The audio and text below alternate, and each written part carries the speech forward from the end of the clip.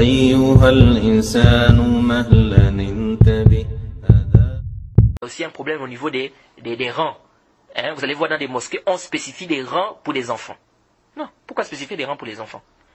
Dit non, les enfants doivent seulement prier. Et les enfants doivent avoir un rang à eux. Là, comment ça, ils doivent avoir un rang à eux? On n'a pas besoin de ça. Au contraire, ils disent non, parce que si on met les enfants dans les rangs avec les grands, ils vont faire le désordre et tout. Mais au contraire, il faut les mettre avec les grands, parce que quand vous allez mettre les grands, ils vont faire moins de désordre. Vous mettez les enfants sur un seul rang.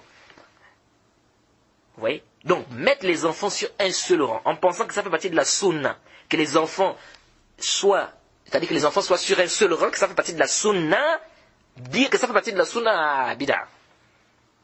Parce que ça, c'est pas venu au temps du prophète. Les femmes, les enfants priaient dans la mosquée. On n'a jamais rapporté que le prophète spécifiait les rangs pour les enfants seulement, que ça, c'est les rangs des enfants. Non.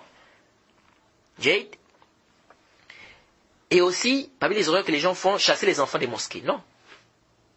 On voit des imams, des gens qui disent non, laissez les enfants à la maison. N'amenez pas les enfants à la mosquée. Comment ça, n'amène pas les enfants à la mosquée?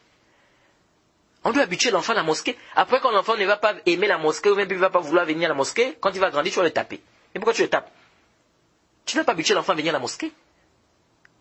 Tu n'as pas habitué l'enfant à venir à la mosquée. Donc les enfants doivent venir à la mosquée. Laissez les enfants venir à la mosquée. C'est même venu dans le temps du prophète, les enfants priaient. Les enfants pleuraient même jusqu'à ce que le prophète dit, parfois ils voulaient tirer, mais il entendait les pleurs des enfants, il raccourcissait la prière. Il diminuait sa prière. Donc ça nous montre que les enfants priaient et les enfants venaient à la mosquée au temps du prophète. Sauf si peut-être ça peut apporter une grande mafsada, ça c'est autre chose.